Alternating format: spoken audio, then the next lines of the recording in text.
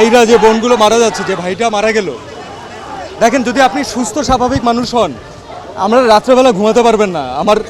আমার কানে এখনো বাজে যে কারো পানি লাগবে, কত পানি আসছে এখন, কারো পানি লাগবে। তো এটা যতদিন মাথায় থাকবে ততদিন পর্যন্ত আমরা শান্তিতে ঘুমাতে পারবো না।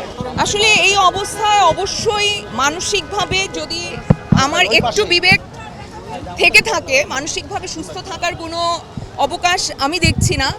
কারণ যেই দিন থেকে এই ঘটনাগুলো শুরু হয়েছে, যেই দিন প্রথম গুলি চলেছে, সেই দিন থেকে আজকে পর্যন্ত শান্তিতে আমি দু চোখের পাতা এক করতে পারি নাই।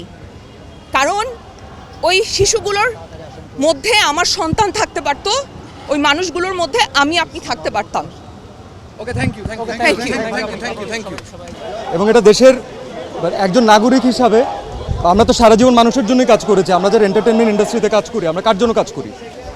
কোনো ইন্ডিভিজুয়ালকে দেখানোর জন্য কাজ করি না, আমরা দেশের মানুষের জন্য কাজ করি।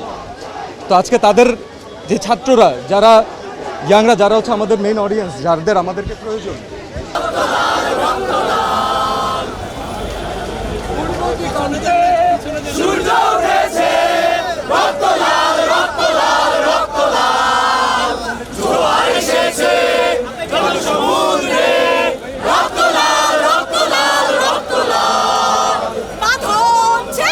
আমার নিজের বাচ্চা আছে ভাই। আমি জানি যে আজ থেকে 10 বছর পরে, 15 বছর পরে, 20 বছর পরে ও একদিন এই ব্যাপারে জানবে এবং ও একদিন আমাকে কোয়েশ্চেন করবে যে মানে তুমি কি করছো। তখন আমি বুক উঁচু করে বলতে চাই যে না, আমি কিছু চেষ্টা করছি। So definitely I am with the students. আপনি নিজেরটা বলেন, আপনার কোনো ক্লাসমেটের সাথে এমন হলে আপনি নিজে থাকতে পারতেন বাসায়? কখনো পারতেন না, এটা থাকা সম্ভব না। এবং এই বাচ্চাগুলো কোনো অনৈতিক দাবি রাখে নাই যে তাদেরকে এভাবে করে প্রাণ হারাতে হবে।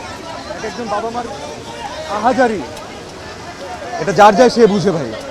সো এটা আমি জানি না আসলে এখানে কতটুকু আসলে এখানে ঢেকে ঢেকে বলা পসিবল। আমি কোনো ঢেকে কোনো কথা বলতে চাচ্ছি না আসলে। আর এটা এর বিচার যতদিন পর্যন্ত না হবে ততদিন পর্যন্ত বাংলাদেশের কোনো মানুষ শান্তি পাবে না, আমার বিশ্বাস। Thank you.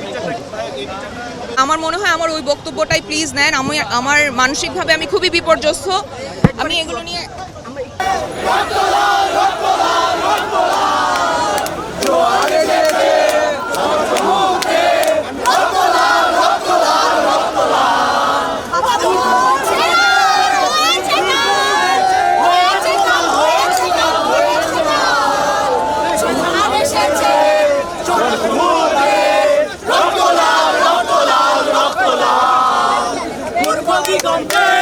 সূর্য উঠেছে, রক্ত লাল, রক্ত লাল, রক্ত লাল, জোয়ার এসেছে।